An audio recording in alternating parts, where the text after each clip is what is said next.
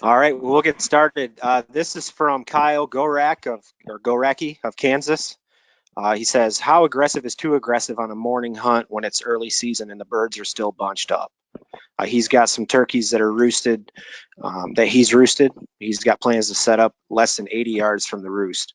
So, in your opinion, your professional opinion, how aggressive is too aggressive on a morning hunt when it's early season?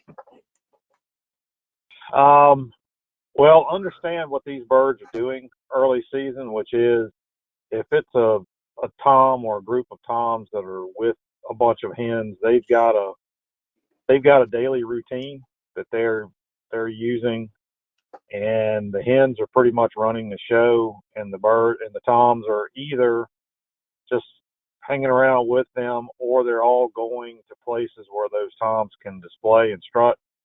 Um, so this is just my opinion, but I tend not to get super aggressive on birds that are in that pattern because you have a lot of eyes and a lot of ears and a lot going on that you're trying to overcome when you have those larger groups. So I tend to take the approach of scouting the birds and figuring out where they're headed and trying to end up in those locations where those birds are headed, at which point you don't have to be so aggressive to get those toms to pay attention to you.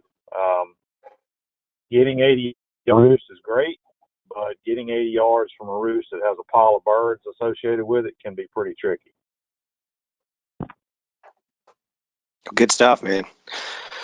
I can definitely appreciate that for sure. I know roost hunts, in my personal experience, have always been kind of hit or miss up until I met the Breaking Point boys, and they kind of got it done for me on one. But it always kind of seemed like most of my successes, honestly, were a little bit later in the morning, and I probably just Yeah, I suck at agree. I finding. agree with that. Yeah, cool. I Yeah, probably that's just suck about the at same finding good roost experience I've sites. had. Yeah, yeah. Well, good.